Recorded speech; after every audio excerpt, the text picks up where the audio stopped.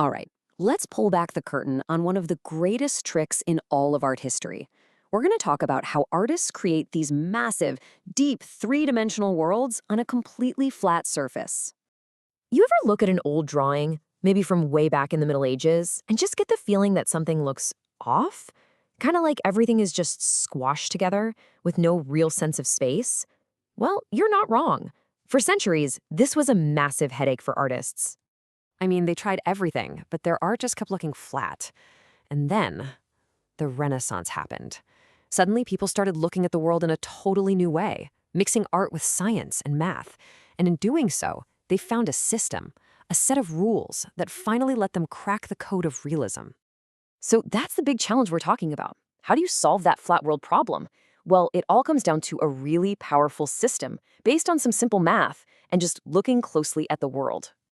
And that system has a name: linear perspective. Now, it's not magic, not at all. It's actually a set of geometric rules that perfectly copies the way our eyes see things. Once you get it, you can create these unbelievably convincing illusions of deep space. The big aha moment went down in the 15th century, all thanks to an architect named Filippo Brunelleschi. This guy was an absolute genius. He figured out, using mirrors and math, how to perfectly map 3D space onto a 2D surface. And what's wild is that the exact same rules he discovered are still being used today by artists, architects, and yep, even the people who design your favorite video games. Okay, so how does this whole thing actually work? Let's break down the essential tools you need to build a 3D world from the ground up. Everything, and I mean everything, starts with the horizon line. You can think of it as the anchor for your entire drawing. And here's the most important thing to remember. The horizon line is always at your eye level. If you crouch down, the horizon line drops with you. If you climb up on something, it rises right up with you. And this is where the power of the horizon line really kicks in. Anything you draw that's above this line, well, we're going to see the bottom of it, like you're looking up at a bird in the sky. Anything below it, you're going to see the top of it, like you're looking down at your shoes. It immediately tells us our point of view in the world.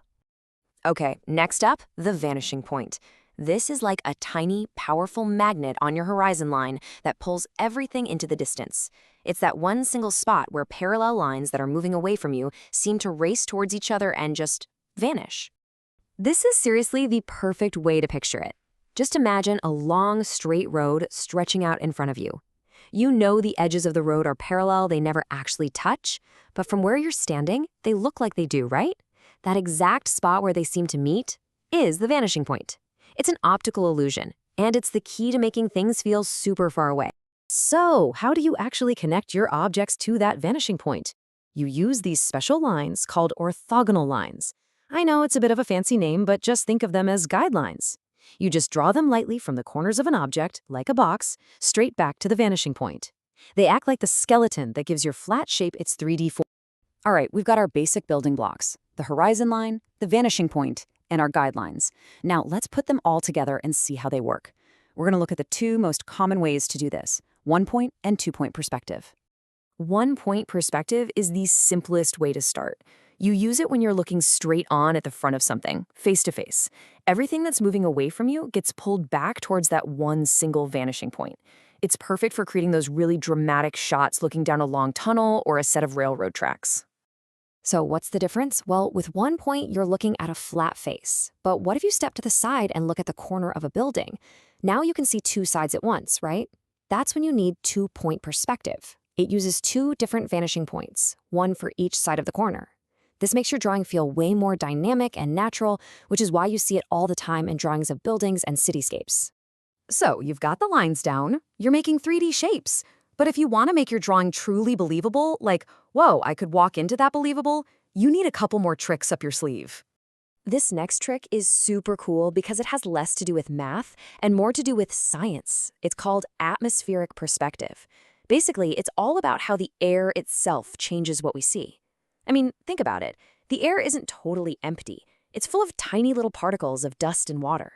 And over a huge distance, all those tiny particles build up and make things look fuzzier, less detailed, and even a little bit blue.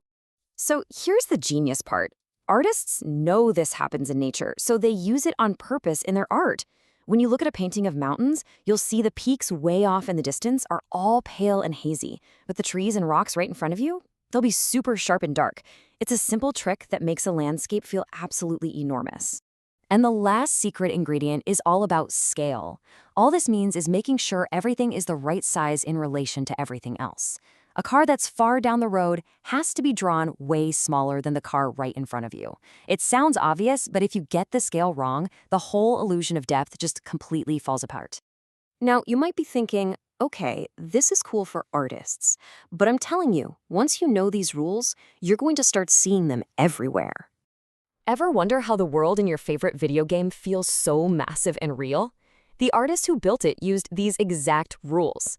When an architect designs a skyscraper, they use perspective to show what it's going to look like. Movie directors, animators, photographers, they all use these principles to build believable worlds and guide your eye. So yeah, this isn't just some old, dusty art history lesson. It's a timeless, fundamental part of how we communicate visually. You can draw a straight line from Brunelleschi's discovery all those centuries ago right to the mind-blowing digital worlds we get to explore today. And that's pretty much it. That's how artists fake deep space. They use this powerful code of geometry to trick our eyes into seeing depth where there isn't any. But I'll leave you with a final thought. Now that you know all the rules for creating a perfect, realistic world, what happens when you start to break them on purpose? What kind of amazing art could you create then?